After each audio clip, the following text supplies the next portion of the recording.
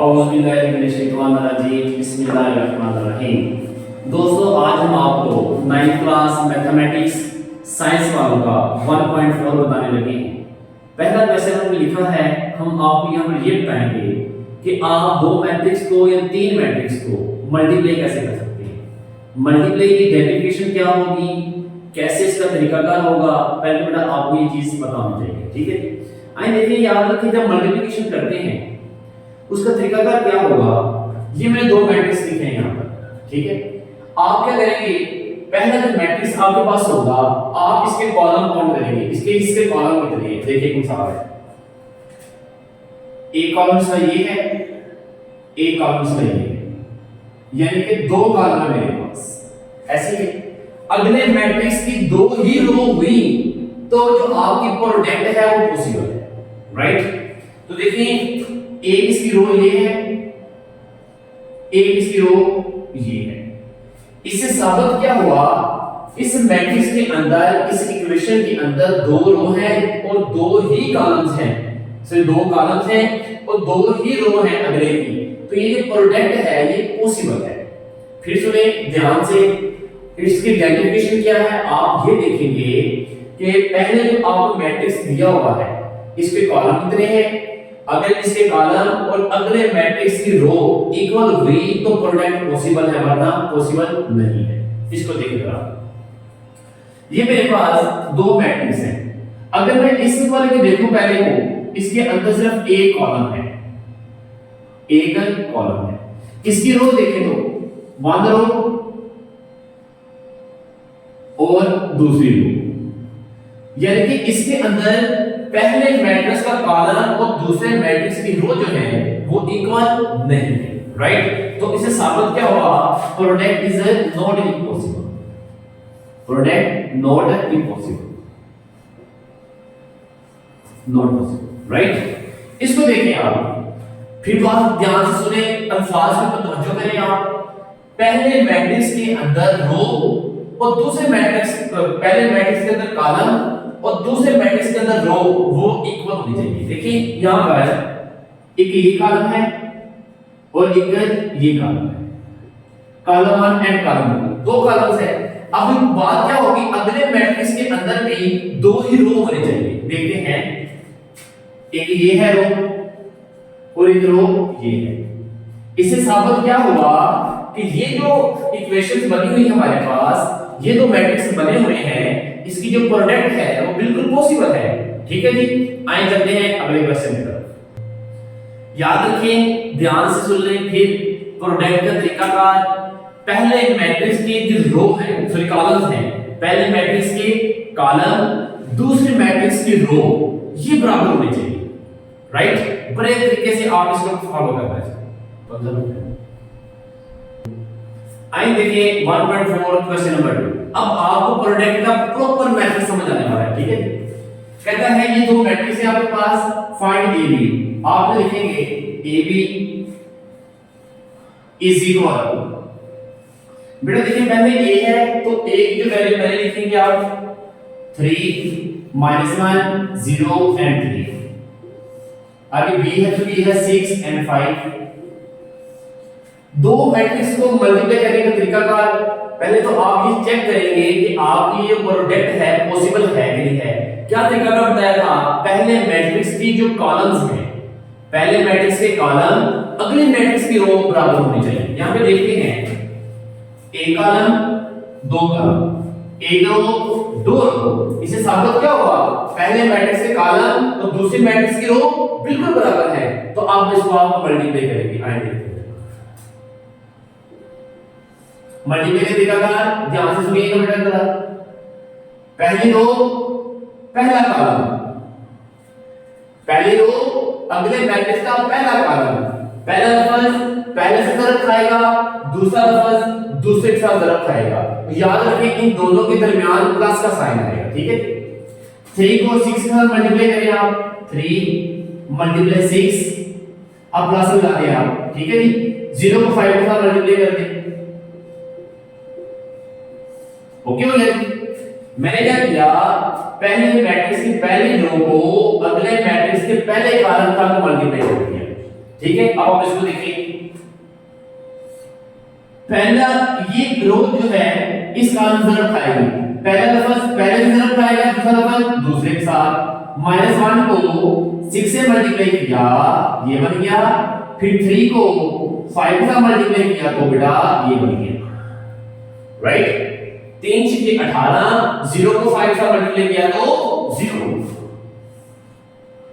आइए देखते हैं जी, 18 प्लस 0 बन गया, -1 को 6 से मल्टीप्लाई किया तो -6 प्लस 15, तो मैट्रिक्स क्लोज। 18 आ गया, माइनस प्लस माइनस, 15 में से 6 के तो 9, बड़ा साइन जमा का है, जमा 9, योर आंसर, राइट। मैंने आपको ए बी पार्ट बेटा करवा दिया, अब आप बी ए पार्ट देखिए। बी इज इक्वल, बी पहले है तो बी की वैल्यू पहले लिखनी पड़ेगी, 6 एंड 5। आगे ए की वैल्यू लिखें, 3 -1 0 एंड 3।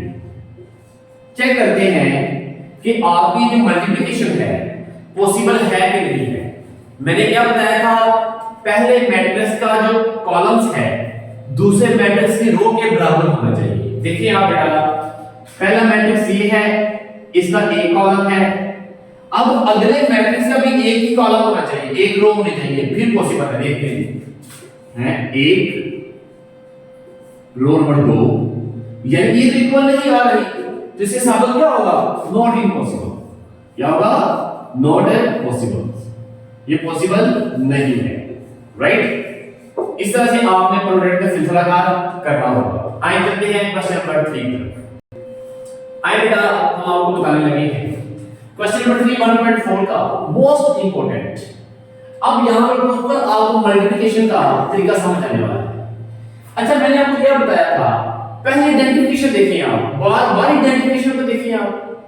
पहले मैट्रिक्स के अंदर दो कॉलम हैं, एक कॉलम दूसरा कॉलम। अब बात क्या है, अगले मैट्रिक्स के अंदर दो ही रो होने चाहिए, एक ही रो ये है, एक रो ये है। आप ये जो प्रोडक्ट इसकी मल्टीप्लिकेशन है ये बिल्कुल पॉसिबल है, ठीक है। तरीका क्या है, हमें पहली रो पहला कॉलम, पहला लफ्ज पहले के साथ ज़रब खाएगा तो दूसरा लफ्ज दूसरे के साथ ज़रब खाएगा, सेंटर में प्लस का साइन, 2 एंड 0। तो बेटा आपके पास ये क्या बन गया, 4 4 2 0 0, तो आंसर आ गया आपके पास 4। ये आपका आंसर, राइट। इस सवाल को देखें, आइडेंटिफिकेशन देखिए, फिर आप बार-बार मैं रिपीट कर रहा हूं आइडेंटिफिकेशंस। पहले मैट्रिक्स के अंदर दो कॉलम हैं, एक कॉलम दूसरा कॉलम। अब अगले मैट्रिक्स के अंदर दो रो होनी चाहिए, रो नंबर 1 तो रो नंबर 2, बिल्कुल पॉसिबल है, ठीक है जी। आइए देखें तरीका क्या है, पहली रो पहले कॉलम से ज़रब खाएगी तो आप क्या करेंगे, पहला लफ्ज पहले से ज़रब खाएगा, सेंटर में प्लस, दूसरा लफ्ज दूसरे के साथ ज़रब खाएगा, राइट। तो क्या बन गया, 5 को 5 -8, तो आंसर बेटा आ गया -3, ये आंसर, ठीक है जी। इसको देखिए,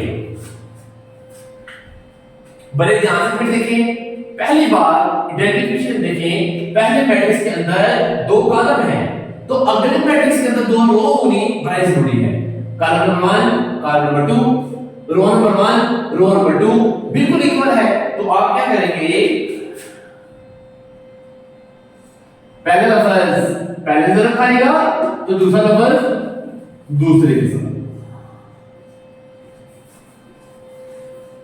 सेंटर प्लस का साइन आपको पता ही है, -12 जमा 0, आंसर आ गया -12।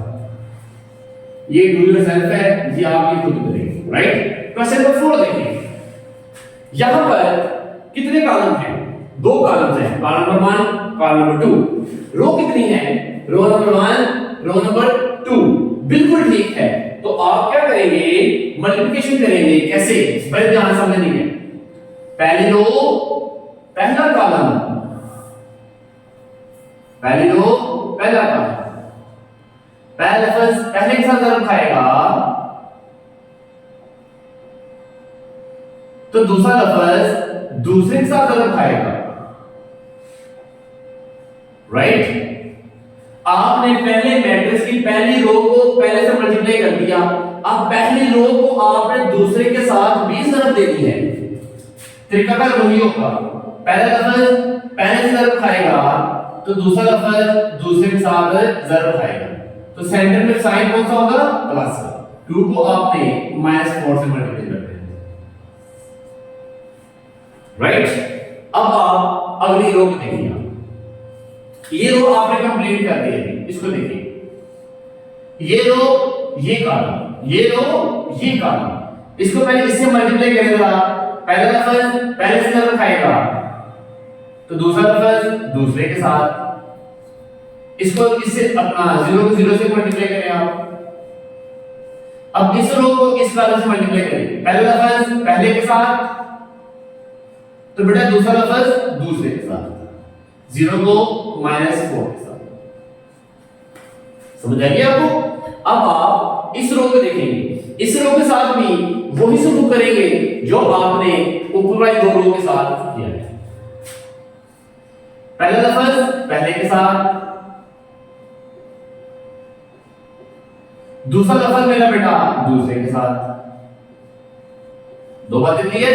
अब ये रो इस कॉलम से 6 को 5 के साथ किया तो ये बन जाएगा, -1 को -4 से किया तो ये बन जाएगा। आइए देखिए अब क्या है, -4 2 0 0 3 जो के 12 जमा 0 6 का 24 जमा 0, देखिए मल्टीप्लाई करें 0 हो जाएगा, ये -5 माइनस प्लस माइनस 2 जो कि 8 3 पर ये 15 -0 30 माइनस माइनस जमा जमा जमा जमा 4 × 4, ये मेरा बेटा आपके पास जो आंसर आएगा -4 12 24 -13 15 एंड 34, ये आपका आंसर आ गया।